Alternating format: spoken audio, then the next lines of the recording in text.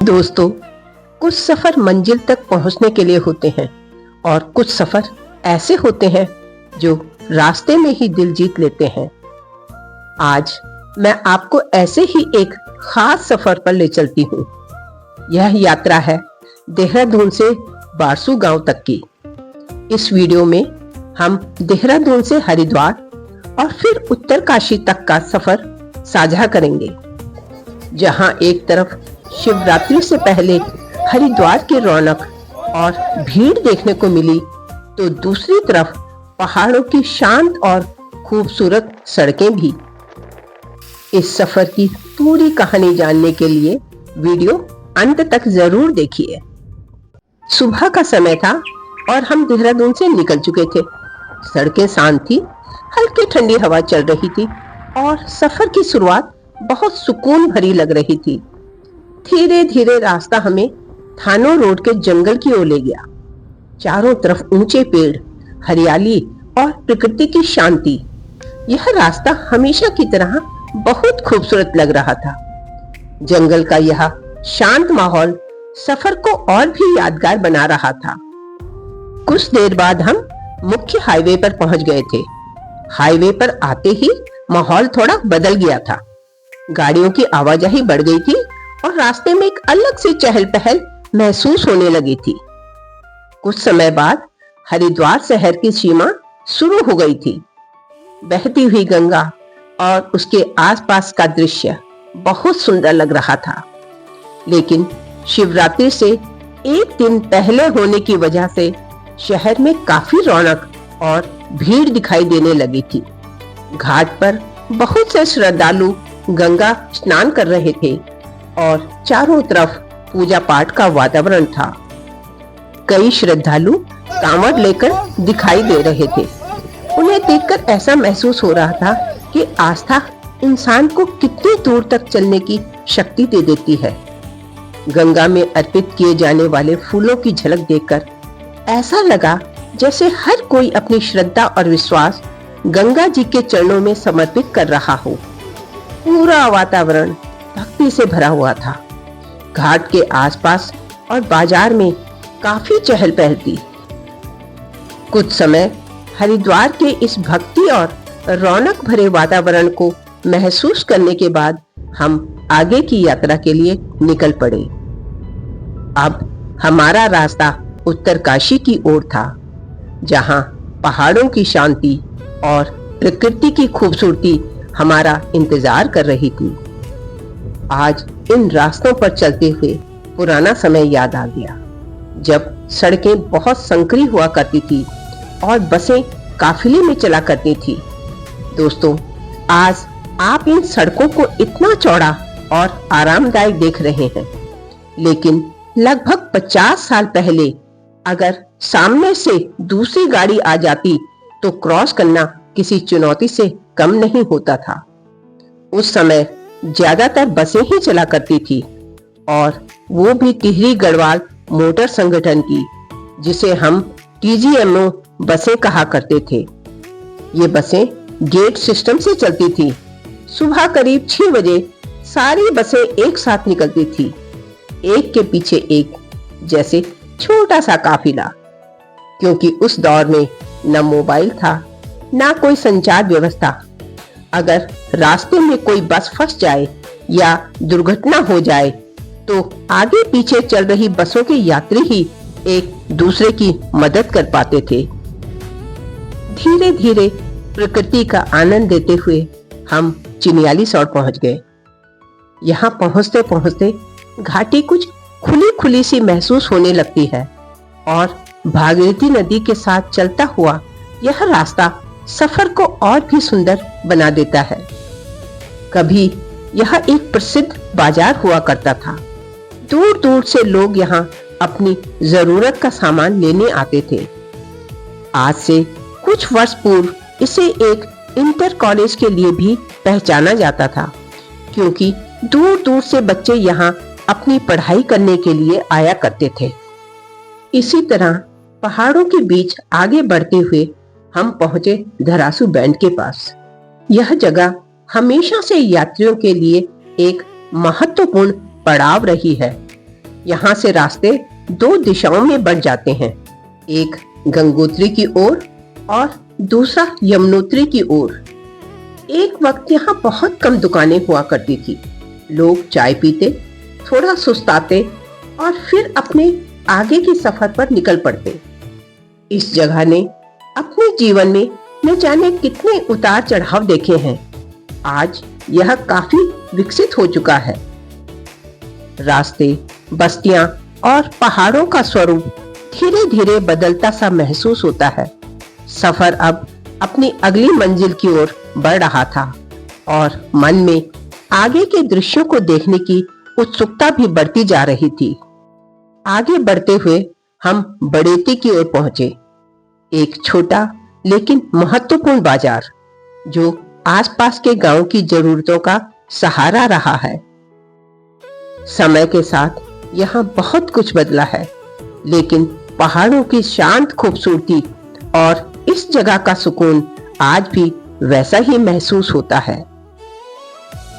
आगे बढ़ते हुए हम मातली की ओर पहुंचे।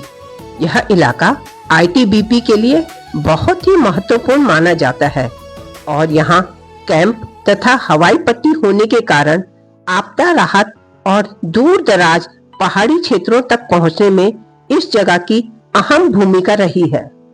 रास्ता अब उत्तरकाशी के बिल्कुल करीब पहुंच चुका था और मन में मंजिल के पास आने का एहसास साफ महसूस होने लगा था।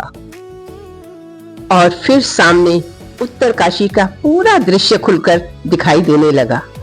ऊंचाई से देखने पर यह शहर पहाड़ों और भागीरथी के बीच बसा हुआ एक शांत सा संसार लगता है। ऊपर से इस दृश्य को देखकर हमेशा यही महसूस होता है कि पहाड़ों के बीच बसा यह छोटा सा शहर अपने आप में कितना शांत और सुंदर है।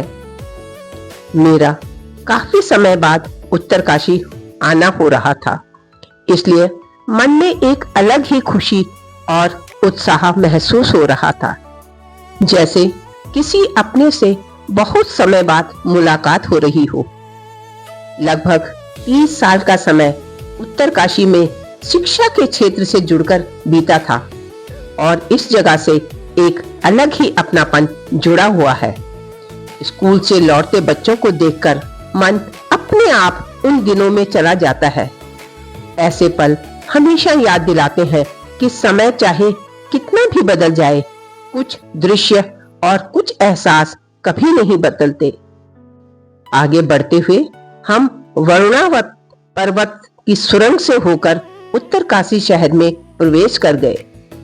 सुरंग से बाहर निकलते ही बाजार की रौनक और शहर की हलचल साफ दिखाई देने लगी और इस बार सचमुच ऐसा महसूस हुआ कि हम उत्तरकाशी पहुंच चुके हैं। कुछ देर बाद हमने रामलीला मैदान में गाड़ी खड़ी की। काफी समय बाद यहाँ आना हुआ था, इसलिए मन में एक गहरी खुशी और सुकून दोनों साथ साथ महसूस हो रहे थे, जैसे लंबे समय बाद अपने ही घर लौटे हों। रामलीला मैदान से आगे हम पीजी कॉलेज के रास्ते होते हुए विश्वनाथ मंदिर की ओर बढ़े। गवर्नमेंट पीजी कॉलेज को देखकर मन में अपनी यादें भी ताजा हो गई। यहीं से मैंने अपनी बीएससी की पढ़ाई पूरी की थी। इस जगह से न जाने कितनी यादें जुड़ी हैं।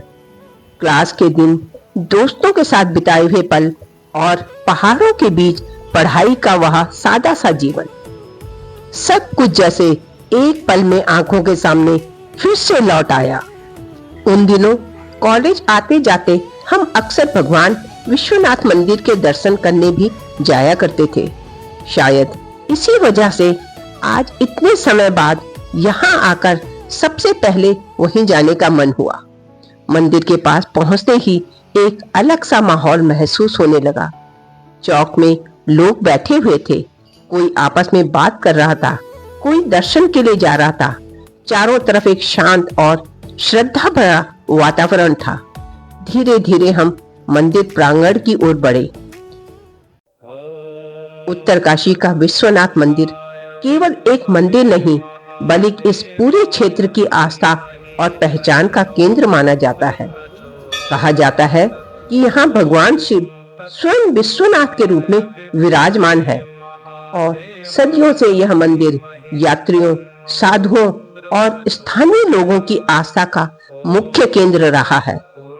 इतने वर्षों बाद यहाँ आकर उसी प्रांगण में खड़े होकर मन में एक गहरी शांति और अपनापन महसूस हो रहा था। जैसे ही हम मंदिर के अंदर पहुंचे, वहां शिवरात्रि की तैयारियां भी चल रही थी।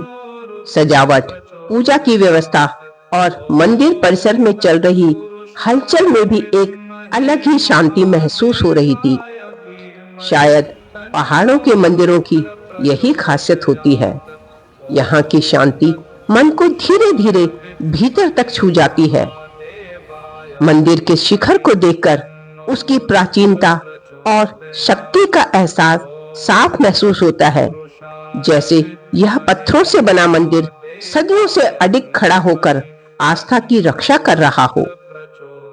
पास ही हवन कुंड की तैयारी और वहां का शांत वातावरण इस पूरे स्थान को और भी पवित्र बना रहा था।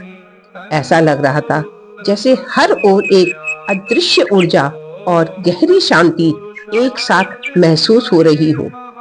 विश्वनाथ मंदिर के दर्शन के बाद हम मंदिर परिसर के सामने स्थित शक्ति मंदिर की ओर बढ़े। कहते हैं कि उत्तर काशी में विश्वनाथ और शक्ति दोनों के दर्शन एक साथ करना विशेष महत्व रखता है। शक्ति मंदिर में प्रवेश करते ही सबसे पहले विशाल त्रिशूल दिखाई देता है। कहा जाता है कि अगर सच्चे मन से इसे एक उंगली से छुआ जाए तो यह हिलने लगता है और इसकी गहराई तो आज तक कोई नहीं माप सका। ठीक वैसे ही जैसे बाबा भोलेनाथ का ना कोई आदि है ना कोई अंत। शक्ति मंदिर से बाहर निकलकर हम आगे की ओर बढ़े। मंदिर परिसर से थोड़ी ही दूरी पर हनुमान जी का मंदिर स्थित है और वहां तक जाते हुए रास्ते में भी एक अलग ही शांति और श्रद्धा का भाव महसूस हो रहा था। पहाड़ों में ऐसे मंदिरों की एक खास बात होती है। यहाँ पहुंचते पहुंचते मन अपने आप शांत होने लगता है और कदम भी जैसे धीरे धीरे चलने लगते हैं। हनुमान जी का यह मंदिर भी स्थानीय लोगों की आस्था का एक महत्वपूर्ण केंद्र है। लोग यहाँ आकर अपनी मनोकामनाएं लेकर आते हैं और हनुमान जी को शक्ति, साहस और रक्षा के प्रतीक के रूप में याद करते हैं। मंदिर में कुछ समय रुककर उस वातावरण को महसूस करते हुए मन में एक गहरा सुकून और विश्वास दोनों साथ साथ महसूस हो रहे थे। हनुमान जी के दर्शन के बाद जब हम मंदिर से बाहर आए तो मन एक अलग ही शांति और संतोष से भरा हुआ था। ऐसा लग रहा था जैसे इस पूरी यात्रा पर बाबा भोलेनाथ की कृपा और आशीर्वाद साथ साथ चल रहे हों।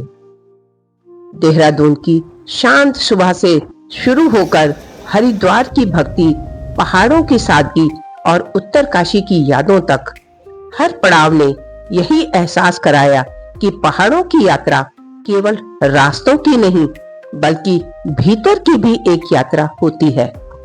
अब आगे का सफर हमें बारसू गांव की ओर ले जाएगा, जहां की कहानी और वहां की खूबसूरती हम अगले भाग में साझा करेंगे।